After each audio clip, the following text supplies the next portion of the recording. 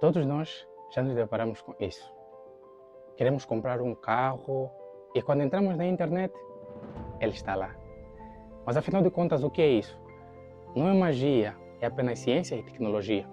E a isso atribuímos a um recurso chamado cookies. Mas afinal de contas, o que são cookies? Cookies são microdados, pequenas informações que o nosso navegador armazena com o objetivo de lembrar informações importantes como preferências e credenciais de login. Os cookies têm funcionalidades importantes. Eles servem para nossa funcionalidade do site, segurança, estatística, publicidade e personalização. Lembra quando você entra no YouTube e o YouTube já sabe tudo o que você quer? Você entra, pesquisa sobre um vídeo e ele recomenda as coisas que você geralmente se acostuma. Isso acontece porque os teus cookies deixaram rastros e esses rastros permitiram que o YouTube criasse um perfil teu e ele, através das pesquisas que você faz, como os likes que você dá em cada vídeo, o número de minutos que você fica a assistir um único vídeo, isso tudo ativa as alertas para que o YouTube saiba o que você gosta e ele, a partir daquilo, consiga gerar um conteúdo personalizado. Esses cookies nós podemos dividir em duas grandes partes, que são cookies por duração e por procedência. Por duração nós temos os cookies de exceção. Esses cookies são cookies descartáveis, que quando nós encerramos o navegador, eles simplesmente desaparecem. Os outros são cookies de longa duração. Esses cookies, que também são chamados permanentes, eles podem durar um período de até 13 meses. E eles são importantes porque nesses cookies são armazenadas informações como login e as nossas credenciais. Imagina, uma vez você acessou o teu Chrome e você colocou as suas credenciais do Gmail. E toda vez que você entra no Gmail, ele já entende quem é você e você não precisa colocar as suas credenciais novamente. O mesmo acontece com todos os sites que você uma vez já acessou e ele guardou os seus cookies de acesso. Esses cookies de acesso têm uma duração longa e isso te permite entrar várias vezes no YouTube, Facebook, sem necessidade de reintroduzir as tuas palavras-passe em todos os momentos que você acessa esses navegadores. A segunda parte dos cookies são os cookies por procedência. Nesses cookies nós temos chamados cookies primários. Os cookies primários é toda aquela informação que é armazenada pelo site em que eu acessei.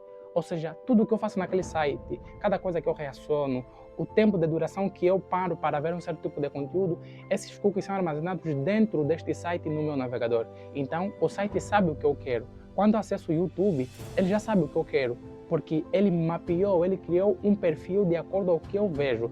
As coisas que eu assisto, o tempo que eu demoro a assistir aquelas coisas, ele consegue classificar o que é importante para mim. Então, o YouTube sabe quem eu sou por causa das coisas que eu faço dentro do site do YouTube. Esses são os cookies primários. Só que existem uma outra parte que é chamada dos cookies terceiros. Esses cookies de terceiros, eles armazenam as tuas atividades dentro do site, mas permitem que outros sites fora daquele site consigam acessar a tua informação. Mas vou te explicar de uma maneira um pouquinho mais simples. Por exemplo, vamos supor que você entrou no YouTube e você viu um vídeo que falava sobre câmeras. Você passou a tarde toda a ver o vídeo sobre câmeras e esse cookie foi armazenado. Só que essa informação da câmera, ela está dentro dos cookies de terceiros. O que é que vai acontecer? Os sites de vendas vão ter acesso a esse teu cookie. Quando você entra no AliExpress ou no Alibaba, ao invés do Alibaba e o AliExpress esperar que você faça alguma coisa, esperar que você pesquise para que ele possa saber quem você é e quais são as suas preferências, ele acessa os cookies armazenados no teu navegador e ele encontra os cookies de terceiros que, por coincidência, são as coisas que você fez no YouTube, por exemplo. E quando você entrar no Alibaba, ele automaticamente vai te sugerir câmeras porque ele sabe que foi isso que você viu num outro site. É assim que acontece. Por isso que dá a impressão que quando você faz algo num site, todos os outros sites começam a te apresentar propostas, propagandas da mesma maneira, porque são cookies de terceiros que permitem que outros sites tenham acesso a esse tipo de informações armazenadas. Imagina que você está num site de viagens e você pesquisa os voos para Portugal daqui a 30 dias. Você vai procurando quais das passagens são mais acessíveis para você. Só que esses são cookies, essas informações de pesquisa que você vai fazendo vão ser armazenadas no seu navegador. É isso, nós chamamos de cookies, como já estou dizendo. Só que esses são cookies de terceiros. O que é que vai acontecer? As empresas de hotéis também vão saber que tem uma pessoa chamada Cipriano que quer viajar para Portugal. Logo, quando você entrar, por exemplo, no YouTube, você vai ver vídeos como como é viver em Portugal, dicas de bolsa de estudo para Portugal, hotéis em Portugal. Você vai ver que você esteve num site pesquisar passagens para Portugal, mas quando você entrar no YouTube, vai ver muitos vídeos que começam a falar de Portugal. Quando você entrar num site, vai ver muitas publicidades de hotéis em Portugal. Por que isso acontece? Dá a impressão que as pessoas sabem o que é que você quer fazer, dá a impressão que as pessoas estão a te espiar, mas não é isso. É apenas esse recurso chamado cookie que fica alocado no nosso navegador. Por exemplo, nós temos os pacotes SSID, HSID, SSID, EPSID e SAP-ID. Esses são cookies de padrão do Google. Nós temos alguns cookies específicos da Play Store. Nós também temos alguns cookies de segurança e verificação. Nós temos cookies de controles de anúncios. Nós temos os cookies de configurações primárias do Google. Temos configurações específicas. Nós temos depois as configurações semi-site, depois eu vou explicar o que é isso. E nós temos os estados de exceção. Estou aqui com o meu Facebook aberto. E reparem que nós temos alguns cookies aqui nativa. Temos o cookies de usuário. Nós temos o cookie de início de sessão. Nós temos também os tokens, né, de autenticação principal, nosso XS aqui. Nós temos o cookie que armazena o número de identificação do usuário. Esse é o cookie responsável por manter a minha sessão inicializada, ou seja, quando eu inicio a sessão pela primeira vez no meu Facebook, ele armazena esse dado. E você repara, se eu fechar o Facebook e voltar a abrir novamente, eu já não preciso reinserir a minha senha. Porque se nós, por exemplo, tentarmos deletar esse nosso cookie de início de sessão, nós teremos um refresh da nossa página, porque o Facebook ele não vai ver nenhum usuário com essa autenticação. Logo, nós não vamos poder continuar a navegar dentro desse site. Você vê que ele pede para que eu insira novamente essa minha chave, esse meu início de sessão.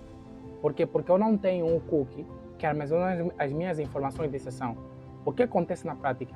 Sempre que eu acesso o Facebook recorre ao meu navegador e procura dentro desse meu navegador, nessa mesma aplicação que nós estamos, se existe um cookie que reservou esses meus dados de sessão.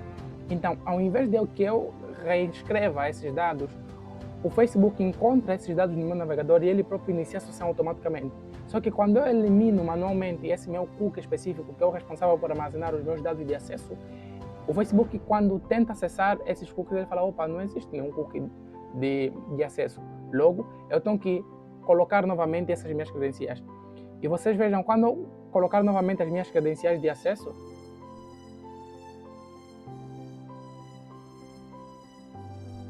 quando eu coloco novamente essas minhas credenciais de acesso, reparem que nós vamos voltar novamente a ter esse cookie XS, porque esse é o cookie responsável por armazenar os meus dados de autenticação. Logo, sempre que eu voltar a entrar no Facebook, eu vou ter a minha conta já com uma sessão iniciada. No final, os cookies são um mal necessário. Nós temos que ter cookies porque, como programadores, eu tenho que saber o que é que você quer, quais são as suas preferências, para que eu possa dar o melhor e oferecer para ti o que você precisa. Como usuário, é de igual modo importante, porque eu não quero entrar no YouTube e encontrar conteúdos que não têm nada a ver comigo. Eu quero que o YouTube já me entenda, que ele sugira as músicas que eu gosto. Eu quero entrar no Spotify e o Spotify sugerir as músicas de acordo com o que eu tenho ouvido sempre.